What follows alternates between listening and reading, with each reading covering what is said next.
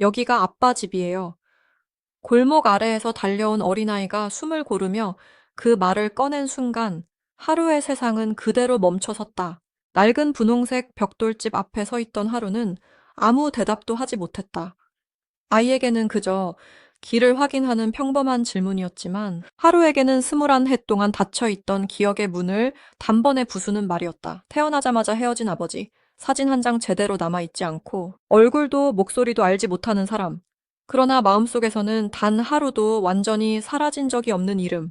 아버지라는 두 글자는 하루의 어린 시절을 가장 깊게 찌른 상처였고 청춘의 가장 어두운 밤마다 가슴을 짓누르던 그림자였다. 하루는 태어난 직후부터 어머니의 손에서 자랐다. 집안 형편은 넉넉하지 않았다. 어머니는 새벽부터 밤까지 일을 했고, 하루를 먹이고 입히고 학교에 보내기 위해 하루도 편히 쉬지 못했다. 어린 하루가 아버지는 어디에 있느냐고 물을 때마다 어머니는 짧게 대답했다. 어디로 갔는지 모르는 사람이라고 했다. 그 말이 전부였다. 왜 떠났는지, 지금 어디에서 사는지, 자신이 태어난 사실을 알고 있는지조차 누구도 설명해 주지 않았다. 하루는 그 짧은 대답을 붙들고 수없이 같은 질문을 반복했다. 아버지는 왜 나를 보러 오지 않았을까? 내가 싫었던 걸까? 아니면은 내가 존재한다는 사실조차 몰랐던 걸까? 학교에 들어간 뒤 상처는 더 선명해졌다. 친구들은 가족 사진을 꺼내 보이며 아버지와 여행을 갔던 이야기, 함께 운동을 했던 이야기, 생일 선물을 받았던 이야기를 자랑했다. 누군가 아무 뜻 없이 하루에게 아버지는 무슨 일을 하시느냐고 물으면 그는 늘 웃는 척하며 시선을 피했다. 모른다고 말하기에는 너무 아팠고 없다고 말하기에는 너무 서러웠다. 그래서 어느 날 장난스럽게 말했다. 우리 아빠는 우주선을 타고 달에 갔어. 친구들은 웃었지만 하루는 그 웃음이 끝난 뒤 혼자 울었다. 아무도 몰랐다. 그 말이 얼마나 아픈 거짓말이었는지, 그 웃음이 얼마나 처절한 방어였는지. 고등학교에 들어간 뒤 하루는 음악에 빠져들었다. 기타 줄을 하나씩 튕기면 마음속에 쌓여있던 눈물이 소리가 되어 흘러나오는 것 같았다. 노래를 부르는 동안만큼은 아버지 없는 아이가 아니었다. 무대 위에서 사람들의 시선을 붙잡고 자신의 이야기를 들려주는 한 명의 가수가 될 수 있었다. 그는 후배들에게 음악을 가르쳤고 모두가 돌아간 뒤에도 연습실에 남아 늦은 밤까지 노래했다. 박수가 커질수록 자신도 강해지는 것 같았다. 그러나 공연이 끝나고 조명이 꺼지면 같은 빈자리가 다시 찾아왔다. 아무리 큰 박수를 받아도 아무리 많은 사람이 이름을 불러도 아버지라는 공백은 완전히 채워지지 않았다. 하루는 성인이 된 뒤에도 아버지를 찾는 일을 포기하지 않았다. 인터넷 게시판에 자신의 사연을 올렸고 지역 신문사에 문의했으며 오래된 지인들을 통해 작은 소문 하나까지 확인했다. 비슷한 이름이 있다는 말만 들어도 먼 곳까지 찾아갔다. 그러나 결과는 늘 같았다. 다범. 사람을 잘못 찾았거나 이미 연락이 끊겼거나 확인할 방법이 없다는 대답만 돌아왔다. 희망은 번번이 부서졌고 기대는 실망으로 바뀌었다. 그렇게 21해가 흘렀다. 하루는 겉으로는 아무렇지 않은 척 했지만 마음 한구석에서는 여전히 단 한 번이라도 아버지의 얼굴을 보고 싶다라는 소망을 버리지 못했다. 그러던 어느 날 한 통의 전화가 걸려왔다. 전화를 건 사람은 외할아버지의 오래된 지인이었다. 그는 조심스럽게 물었다. 하루야, 혹시 내 아버지와 관련된 사람이 이 동네로 이사 왔다는 소식을 들었니? 순간 하루의 손끝이 차갑게 굳었다. 심장이 아래로 떨어지는 것 같았다. 그는 숨을 삼키며 다시 물었다. 정말 그 사람과 관련된 주소가 맞느냐고, 이번에는 확실한 정보냐고 확인했다. 전화기 너머의 목소리는 이전에 들었던 소문들과 달랐다. 그 사람은 오래전 하루의 아버지와 가까이 지냈고 최근에도 연락한 적이 있다고 했다. 직접 찾아가면은 아버지의 현재 연락처를 알 수 있을지도 모른다는 말도 덧붙였다. 며칠 뒤 하루는 아무에게도 알리지 않은 채 버스에 올랐다. 목적지까지는 3시간이 걸렸다. 창밖의 풍경은 빠르게 지나갔지만 하루의 시간은 오히려 과거로 거슬러 올라갔다. 어린 시절 어머니의 거친 손 밤마다 몰래 훔치던 눈물, 운동장 한쪽에 혼자 서 있던 순간 축제 무대 뒤에서 아버지가 있었다면 내 노래를 들어주었을까 생각했던 밤이 파도처럼 밀려왔다. 분노도 있었다. 자신을 왜 한 번도 찾지 않았는지 묻고 싶었다. 동시에 두려움도 있었다. 혹시 아버지가 자신을 만나고 싶어 하지 않는다면 21해 동안 품어온 마지막 희망까지 무너질 수 있었다. 3시간 뒤 버스는 낯선 동네에 도착했다. 그곳은 오래되고 조용했다. 좁은 골목 양쪽으로 낡은 2층 주택들이 이어졌고 빛바랜 간판을 단 작은 가게들이 어깨를 맞대고 있었다. 한때는 사람들로 북적였을 상점들은 세월의 먼지를 뒤집어 쓴 채 조용히 문을 닫고 있었다. 하루는 전화로 들은 설명을 떠올리며 비탈진 골목을 천천히 걸었다. 발걸음은 무거웠지만 멈출 수 없었다. 어쩌면 이 길 끝에 21해 동안 찾아 헤맨 답이 있을지도 몰랐다. 반대로 또다시 상처만 안고 돌아가야 할지도 몰랐다. 기대와 두려움이 동시에 목을 조여왔다. 마침내 하루는 낡은 분홍색 벽돌집 앞에 멈춰 섰다. 우편함에는 오래된 숫자가 희미하게 남아 있었고 창문 너머로 형광등 불빛이 새어 나오고 있었다. 특별할 것 없는 평범한 집이었다. 그러나 하루에게는 세상에서 가장 무겁고 두려운 문이 있는 곳이었다. 그는 한참 동안 문 앞에서 움직이지 못했다. 손을 들어 올렸다가 다시 내렸고 숨을 깊이 들이마셨다가 천천히 내쉬었다. 정말 이 안에 아버지의 행방을 아는 사람이 있을까? 이번에도 잘못된 정보라면 어떻게 해야 할까? 수많은 생각이 머릿속을 스쳐갔다. 결국 하루는 떨리는 손으로 문을 두드렸다. 잠시 뒤 대문이 삐걱거리며 열렸다. 문 앞에 나타난 사람은 수수한 차림의 중년 남성이었다. 하루가 처음 보는 얼굴이었다. 하지만 남성의 눈빛에는 오래된 피로와 경계심이 함께 묻어 있었다. 하루는 겨우 입을 열었다. 이 집 주인에게 묻고 싶은 일이 있다고 말했다. 그러나 준비했던 문장은 끝까지 이어지지 않았다.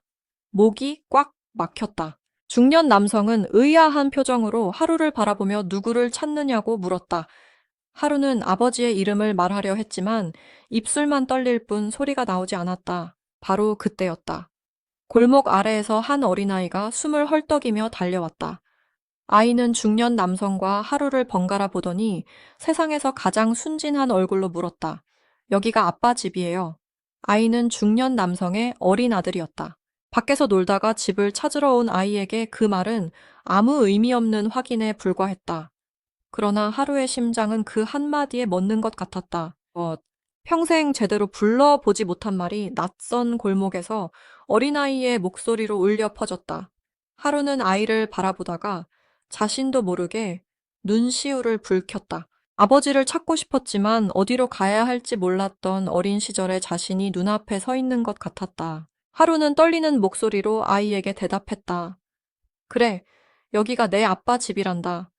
짧은 말이었지만 그 안에는 기다림과 원망, 그리움과 분노, 희망과 끝내 버리지 못한 사랑이 모두 들어 있었다. 중년 남성은 하루의 표정을 유심히 바라보았다. 그는 단순히 길을 잘못 찾은 사람이 아니라는 사실을 느낀 듯했다. 하루는 더 이상 물러설 수 없었다. 도망치기 위해 3시간을 달려온 것이 아니었다. 그는 깊게 숨을 들이마신 뒤 자신의 이름을 말했다. 제가 하루입니다. 그 이름이 공기 중에 놓인 순간 중년 남성의 표정이 굳었다. 손끝이 미세하게 떨렸고 그는 믿을 수 없다는 듯 한 걸음 앞으로 다가왔다. 오래전 친구가 가슴에 묻어두고 살았던 아이의 이름을 눈앞에 청년이 말하고 있었기 때문이다. 중년 남성은 하루의 아버지와 젊은 시절 가까이 지냈던 사람이었다. 그는 하루가 태어났다는 사실도 알고 있었지만 두 사람이 헤어진 뒤 어디에서 살고 있는지는 정확히 알지 못했다고 털어놓았다. 최근 우연히 하루의 아버지와 다시 연락이 닿았고 그 소식을 외할아버지의 지인에게 전한 사람이 바로 자신이라고 말했다. 그 말을 듣는 순간 하루는 무너져 내리듯 고개를 숙였다. 아버지가 이 집에 사는 것은 아니었다. 그러나 21해 동안 막혀있던 길이 처음으로 실제 사람과 연결되는 순간이었다.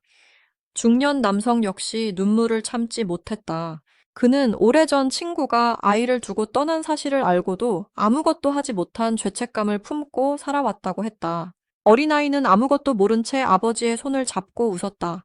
그 맑은 표정이 두 어른의 가슴을 더 깊게 찔렀다. 하루는 21해 동안 참아 온 울음을 더 이상 막을 수 없었다. 원망하며 삼켰던 울음, 그리워하며 숨겼던 울음 괜찮다고 자신을 속이며 눌러왔던 울음이 한꺼번에 터져 나왔다. 골목 안쪽에서 이 장면을 지켜보던 이웃들도 하나둘 말을 잃었다. 누군가는 손등으로 눈물을 훔쳤고 누군가는 조용히 고개를 돌렸다. 사람들은 자세한 사연을 알지 못했다. 그러나 지금 이 골목에서 평범한 만남 이상의 일이 벌어지고 있다는 사실은 느낄 수 있었다. 한 사람의 인생을 짓눌러 온 질문이 마침내 문 앞에 도착했고 어린아이의 한마디가 21해 동안 얼어있던 상처를 흔들어 깨우고 있었다. 그날 중년 남성은 하루를 집 안으로 데려갔다. 두 사람은 마주 앉아 오랫동안 이야기를 나눴다. 남성은 하루의 아버지가 최근 다른 지역에서 혼자 지내고 있다고 말했다. 건강이 좋지 않아 사람들과 연락을 끊고 살았지만 하루에 대한 이야기를 완전히 잊은 적은 없다고도 했다. 다만 죄책감과 두려움 때문에 먼저 연락하지 못했다고 설명했다. 하루는 그 말을 쉽게 받아들일 수 없었다. 21해의 침묵이 단순한 두려움만으로 설명될 수는 없었다. 왜 한 번도 자신을 찾지 않았는지, 왜 어머니에게 모든 책임을 남겼는지 묻고 싶었다. 하지만 동시에 이제야 아버지의 목소리를 들을 수 있을지도 모른다는 생각에 가슴이 뛰었다. 중년 남성은 하루의 연락처를 받아 아버지에게 전하겠다고 했다. 하루는 그 집을 나서기 전 어린아이를 다시 바라보았다. 아이는 아무 일도 없었다는 듯 장난감을 들고 웃고 있었다. 여기가 아빠 집이에요. 그 평범한 질문은 하루의 마음에 깊은 흔적을 남겼다. 아버지를 찾는다는 것은 단순히 한 사람의 얼굴을 확인하는 일이 아니었다. 자신의 안에 오랫동안 웅크리고 있던 어린아이를 다시 마주하고 그 아이가 흘리지 못했던 눈물을 대신 흘려주는 일이었다. 며칠 뒤 하루에게 낯선 번호로 전화가 걸려왔다. 전화를 받자 한동안 아무 말도 들리지 않았다. 거친 숨소리만 이어졌다. 그리고 마침내 떨리는 목소리가 들려왔다. 하루야, 나다. 단 한마디였지만 하루는 직감적으로 알 수 있었다. 21해 동안 상상 속에서만 존재하던 사람이 현실의 목소리로 다가온 순간이었다. 손이 떨렸고 눈앞이 흐려졌다. 그는 한참 동안 아무 말도 하지 못하다가 겨우 물었다. 정말 아버지세요? 전화기 너머의 남성은 쉽게 대답하지 못했다. 미안하다는 말과 보고 싶었다는 말을 몇 번이나 반복했다. 하루는 그 말을 들으며 분노와 그리움 사이에서 흔들렸다. 이제 와서 미안하다는 한마디로 모든 세월이 사라질 수는 없었다. 어머니가 혼자 감당했던 고생, 어린 시절 자신이 견뎌야 했던 외로움 학교에서 웃음으로 감춰야 했던 상처가 한꺼번에 떠올랐다. 그러나 전화를 끊고 다시 도망친다면 평생 같은 질문 속에서 살아야 한다는 것도 알고 있었다. 그날 밤 하루는 쉽게 잠들지 못했다. 낡은 골목과 분홍색 벽돌집, 해맑은 어린아이 눈물을 흘리던 중년 남성, 전화기 너머에서 떨리던 아버지의 목소리가 머릿속에서 뒤엉켰다. 과거를 다시 마주하는 일은 두려웠다.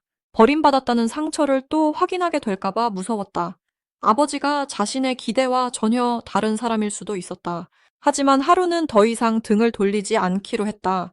21해 동안 자신을 따라다닌 질문에서 이제는 도망치지 않기로 했다. 하루는 전화기를 다시 붙잡고 물었다. 지금 어디에 계세요? 제가 직접 가서 뵙고 싶습니다. 이곳. 전화기 너머에서는 오래도록 흐느끼는 소리만 들렸다. 며칠 뒤 하루는 다시 길 위에 섰다. 이번에도 먼 길이었지만 처음 분홍색 벽돌집을 찾아갈 때와는 달랐다. 두려움만으로 움직이는 길이 아니었다. 자신의 과거를 끝까지 확인하겠다는 용기가 함께하고 있었다. 그 용기는 한 어린아이의 한마디에서 시작되었다. 여기가 아빠 집이에요. 너무나 평범한 질문이었지만 하루에게는 인생을 뒤흔든 문장이었다. 하루는 이제 알고 있었다. 아버지가 있었다면 자신의 인생이 달라졌을지도 모른다. 그러나 아버지가 없었기에 더 깊이 노래할 수 있었고 더 간절하게 사람의 온기를 붙잡는 법을 배웠다. 상처는 그를 무너뜨리기만 한 것이 아니었다. 어느새 노래가 되었고 눈빛이 되었고 다른 사람의 아픔을 이해하는 힘이 되었다. 그렇다고 해서 아버지의 부재가 정당화되는 것은 아니었다.